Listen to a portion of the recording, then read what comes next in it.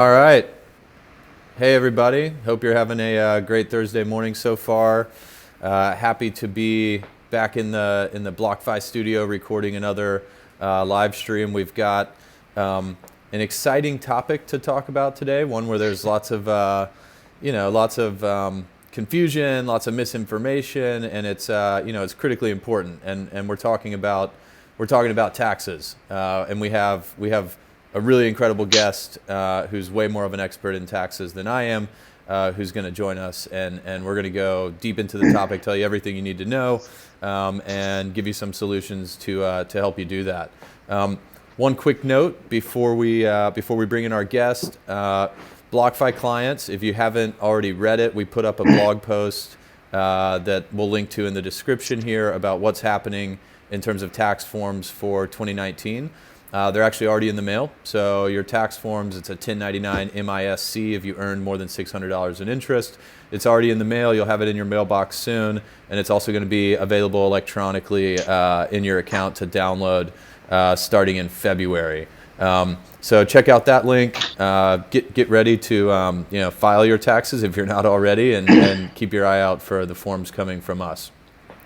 So without further ado, I am super pumped to have Austin Woodward, the CEO of TaxBit, with us. Hey, Austin, thanks for joining, man. It's great to be here, Zach. My pleasure.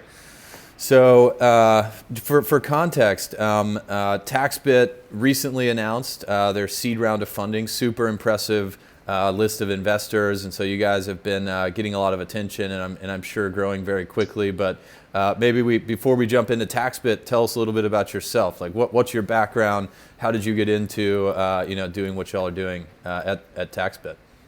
Yeah, absolutely. So I'm a CPA and kind of a finance nerd, and I got into crypto kind of late 2016 and became fascinated with the underlying technology and the use cases, a lot of which BlockFi is bringing to market, which is really exciting to see. However, when I started to do my own taxes on my cryptocurrency transactions, I recognized, wow, this is complex. This isn't something you can do in Excel.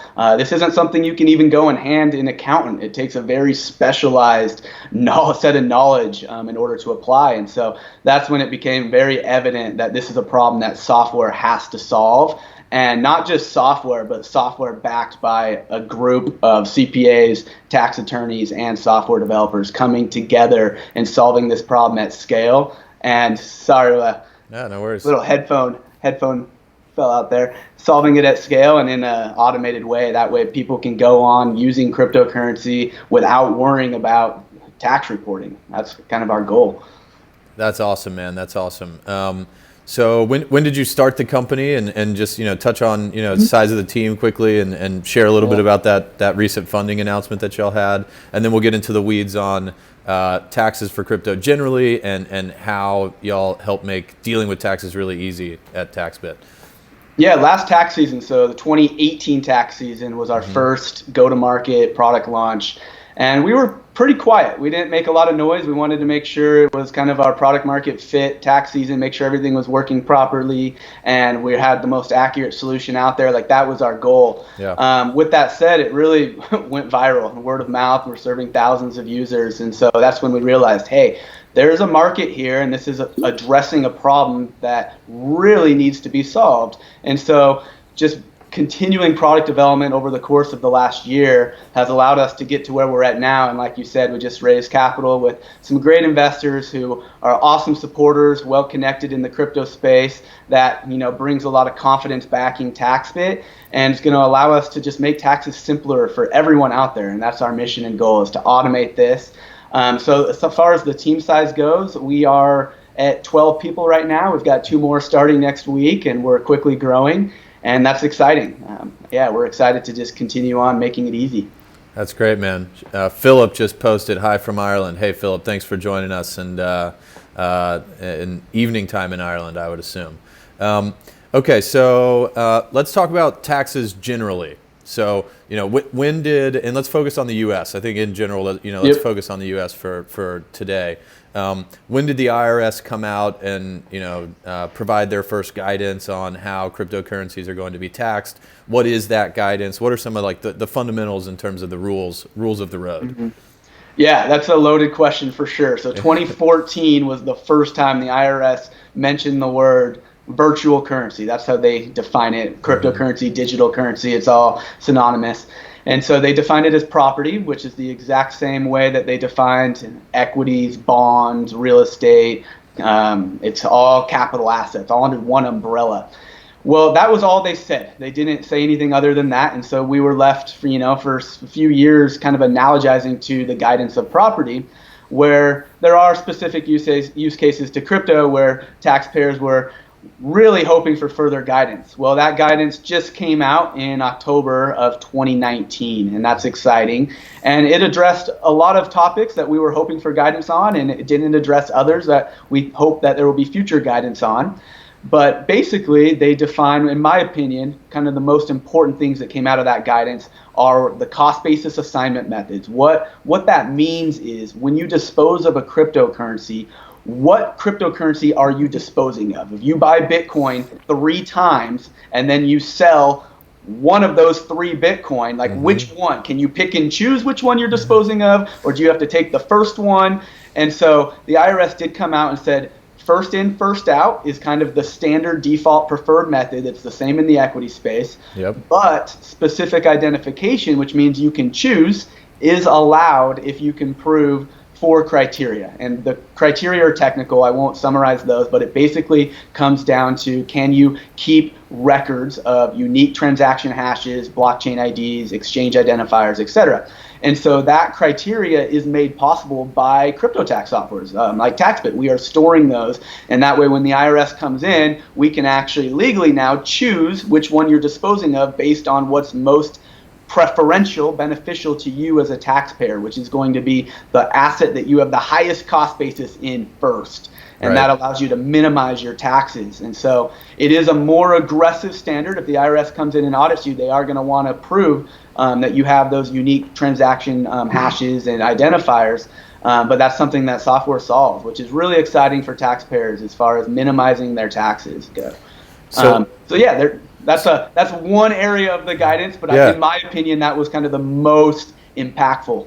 And so is it accurate to say, my understanding has been that fundamentally, when you're buying and selling cryptocurrency, you should think of it a little bit like buying and selling stocks. And you have capital gains tax treatment. If you've held something for less than a year, it's short-term capital gains, ordinary income. Longer than a year, it's long-term capital gains, and there's generally a discount that you're paying on your taxes there. Is that fundamentally how people should be thinking about this? And is every transaction taxable? Mm-hmm. Yeah, you're exactly right on. It really is almost identical to stocks. The only difference is that in the equity world, swaps from Microsoft to Apple directly without going to fiat, they don't exist to date. That might come in the future. We're keeping our eye on that. So in crypto, when you swap Bitcoin for Ethereum or any coin for coin, the IRS deems that a property for property disposition, which is taxable. So keeping track of the fair market values of the coins when you're swapping them and then your cost basis, it quickly turns into a headache. And that's why software is so important in order to automate that for taxpayers and keep those records nice and clean.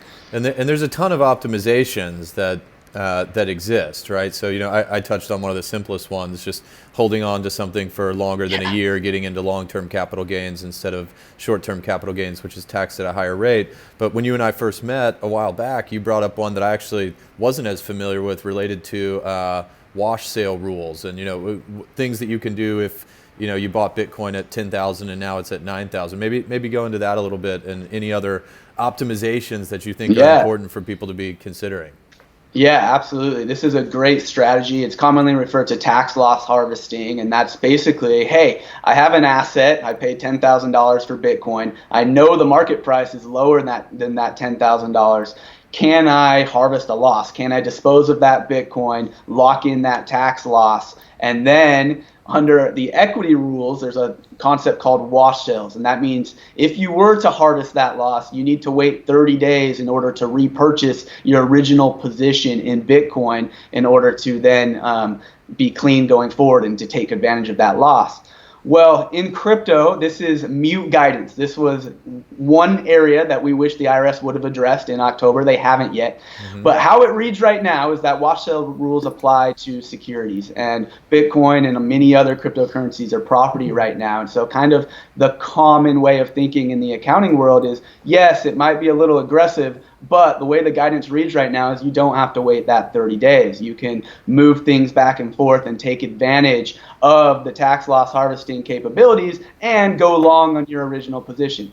Do I anticipate that changing in the future? I do, actually. But right now, it's a good time to kind of use that to taxpayers' advantage. But even once it does change and you need to wait 30 days definitively, you can still there's great strategies and recommendations that software such as ours will be able to provide you with.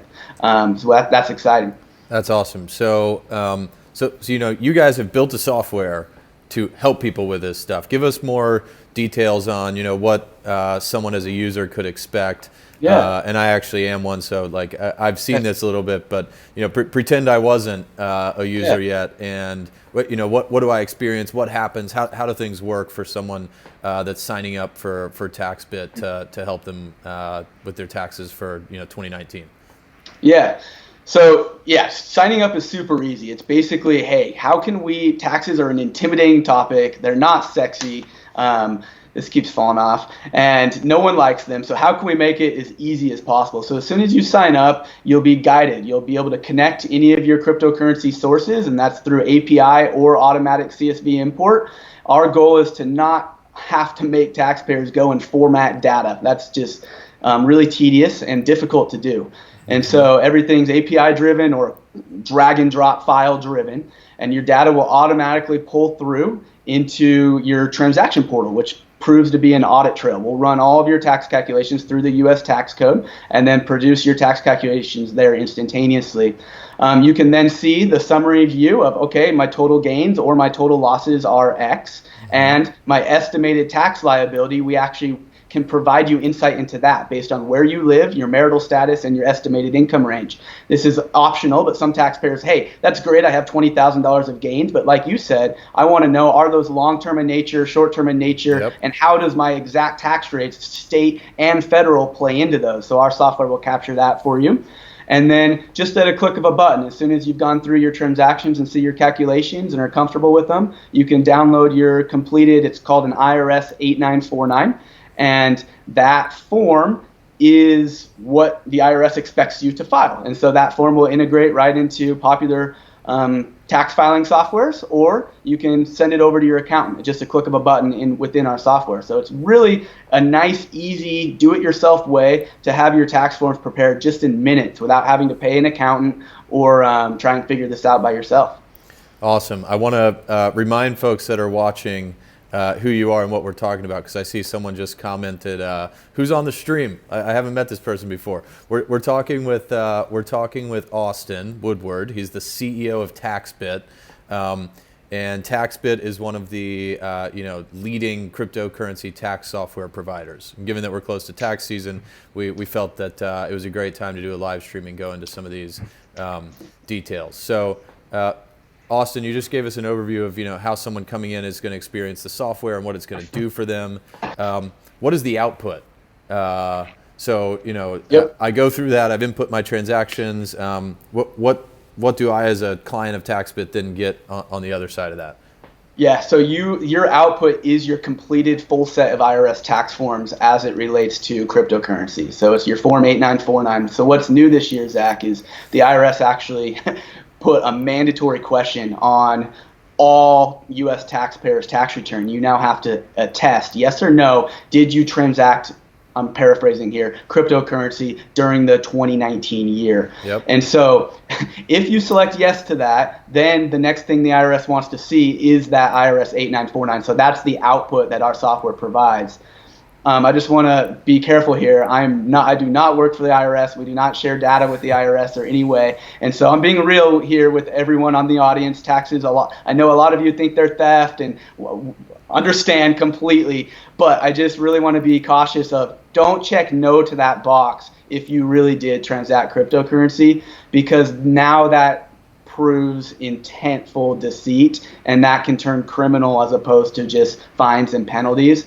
And so the IRS is being front and center now of, hey, we're investing into this new asset class because we're now admitting and thinking about this long term. This isn't going away. It's proliferating, which is exciting as far as getting their support behind it, because if we can solve tax compliance at scale, amazing projects such as many things that BlockFi is enabling are going to be able to come to market in a much more mass adoption state as opposed to a small market. So that is the kind of the plus side of this. Yeah, I mean, privacy considerations aside, one of the interesting things about the IRS putting that checkbox there is that they're going to have data.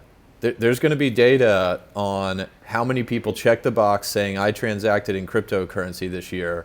And my guess is that whatever that number is, it's probably a larger number than a lot of people who aren't already involved in this sector think that it is. And so I was actually chatting with folks at the Digital Chamber of Commerce.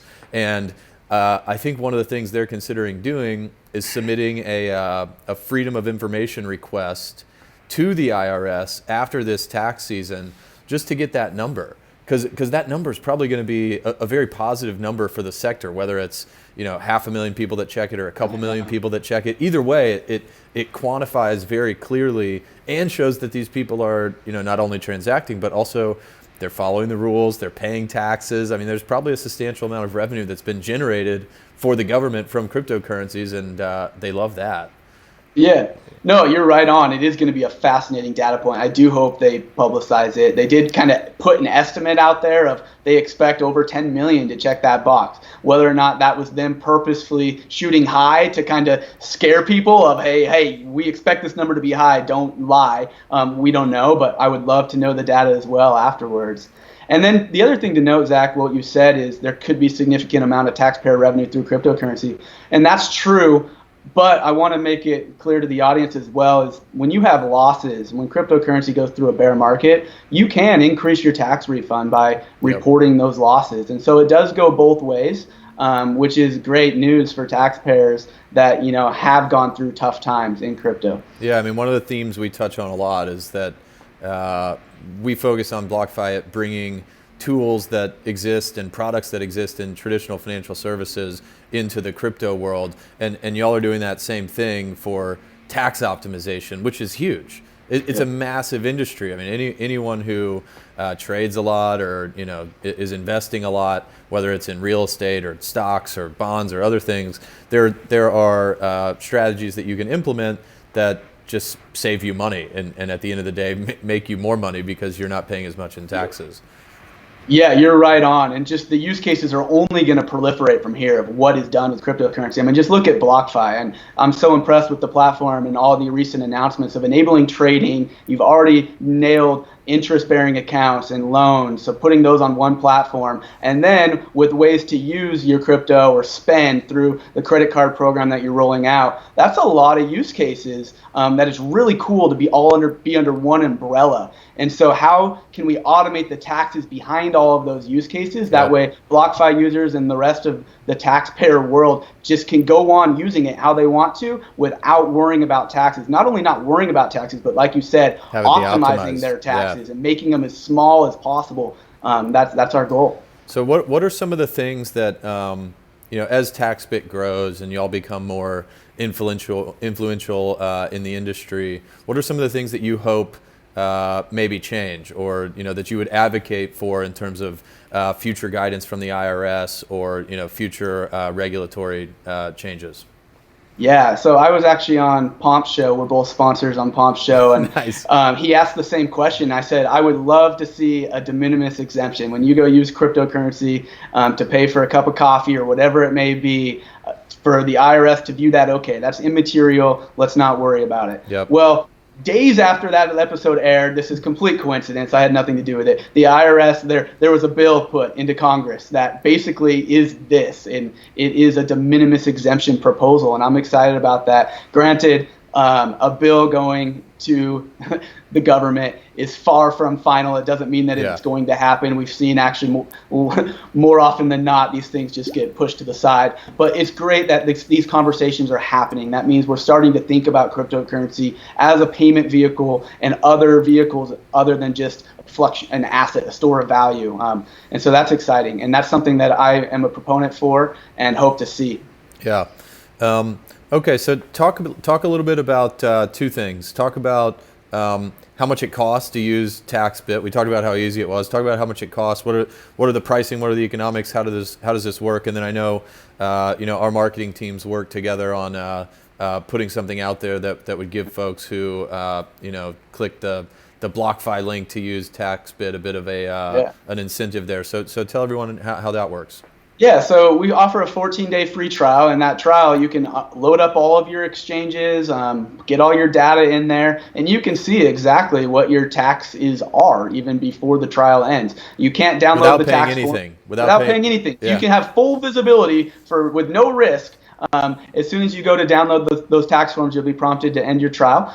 So plans start as low as $50 a year, and so it's super cheap. You're talking, a half hour of a CPA's time, and then they scale up based on transaction volume and additional features that we have in app. From $175 to $500 for your beefy traders. Those upper two plans, though, those also include all historical year tax forms. So that's not a price per year. We'll include all the way back to 2014 for no additional charge, which is unique. We want to make sure you're in a good spot. If you do wish to amend prior period returns, which there's a couple reasons you might want to do that. One, just by loading up your data and toggling by years, you might see, I have losses in those years. Yep. By amending, I can actually get a refund check from the IRS. Or two, I just want to get in compliance from when I started trading crypto, and that way when I file in 2019, it doesn't trigger any flags of me not filing prior years. And so we'll handle all of those prior years for you for no additional charge, which is really neat. That's great. And then I think the partnership that we announced was if BlockFi clients are excited about this and they decide that they want TaxBit and TaxBit software to help them out filing their taxes, they get a 10% discount on your standard pricing plans. That's right on. We're going to include a link here with this video, kind of a TaxBit BlockFi partnership landing page. That discount will be automatically applied. And then likewise, we're excited to partner with BlockFi as well on the loan facilitation. Unfortunately, some taxpayers do have heavy tax bills and they don't want to dispose of all of their cryptocurrency to pay for them. And so what a better opportunity than to use BlockFi in order to, fund that tax bill and not dispose of your cryptocurrency through their loan product. We're making that more seamless as we speak. And so we're excited about where the future holds for both BlockFi and TaxBit and the things that we're able to offer users. Yeah, that's awesome. And I just saw another question come up in the chat bot. I know we just decided to focus on U.S. taxes for this conversation, but is TaxBit right now only available to folks in the U.S., or are y'all also supporting folks outside the U.S.? Right now, we are U.S. focused and available. With that said, that's changing over the course of the next 12 months. We will be expanding. Australia, Canada, the U.K. are on our radar right now. We just are doing things the right way. We don't want to just go and launch a product that we're not from those countries. And so working with the tax offices of those countries is a must for us. That's the same approach, we've taken here in the U.S. is working with the accounting firms, with the IRS through facilitating audits and really getting regulatory, getting comfortable with what they do in those countries. That way we're making sure it's 100% accurate. That's a principle that we live and die by. Those countries are coming, and we'll make those announcements when we get there, but we're excited for that. Awesome, man. So other than the geographic expansion, what other exciting things are on the roadmap for you guys in 2020? I mean, I assume for the next few months you're just smack dab in the middle of tax season. It's like complete madness. But what are some of the other things that you're pumped about that y'all are developing? Yeah, a couple of things. One you touched on, which is tax optimization. So right now our product can get you through tax season, get the forms all out, but we have one of the best in market tax optimizer products coming later this year. And that's where you can, open up your mobile app or check in your account daily and see, okay, are there any trades that I can make today in order to minimize my taxes? And TaxBit will tell me me what those trades are. We are tax attorneys and CPAs, and so we actually can give tax advice, and we're comfortable doing so. And so you can chat us. We have a great support team. We're not just leaving taxpayers in the dark. If you have questions, reach out. We're constantly talking to people, and we want to help you, not just be in compliance, but save money. And so we're going to be able to automate that. That's one thing. The other thing, which we're excited about, and I won't divulge too much here, this will be for a future announcement, was we're bringing tax centers in-app to exchanges and crypto platforms. Yeah. That way they can do things all in one portal. That's how it works in the equity space when you go to your Vanguard and your TD Ameritrade accounts. And so being able to give taxpayers visibility outside of their of TaxBit's platform is really neat, and that's something that we're investing significantly in. Yeah, that's awesome, man. I'm a big fan of what y'all are working on. As I said, I'm a client, and I'm really excited for all the stuff you just mentioned, to see y'all build a great business that's helpful to the ecosystem. Where can folks find you? Like if someone wants to ping your team, like what's the? I don't even think we've said your URL yet. I mean, tell folks where they can find you. TaxBit.com/invite/BlockFi is going to be our BlockFi TaxBit partner page. You're going to see a little chat box on any TaxBit page you go to. If you have any questions, that will go straight to our support team, and our support team consists of tax experts and technical experts. So depending on what your question is, it'll get funneled to the right people. So if you ever need any help, this is a data-intensive business, and people have questions, and so we're here to help. That's where you can find us. As far as following us with updates and everything, follow us on Twitter, TaxBit, Facebook, and the likes, and we'll be in touch throughout the whole journey. That's great, man. I think we're coming up on about 30 minutes, which is what we scheduled. Is there anything else, any closing thoughts or things that we didn't touch on that you think we should before we wrap up? I think we covered kind of the high-level details. Once again, if anyone has more technical questions, reach out to us, and we're really excited about working with BlockFi and about the innovations that BlockFi is bringing to market. So this is our pleasure, and we're excited for this. Thanks so much, Austin. We're really excited too. Appreciate you coming on. Maybe we'll do another one of these later on in the year or next year, just to refresh on all the stuff that's happening on the tax side of the world. Thanks everybody for watching. Check out taxbit.com. Hopefully this was really helpful information, and don't hesitate to share any feedback or thoughts or ideas for other things you want us to chat about on BlockFi Live. We appreciate it. Yep. See ya. Thanks, man. Yep. Take care.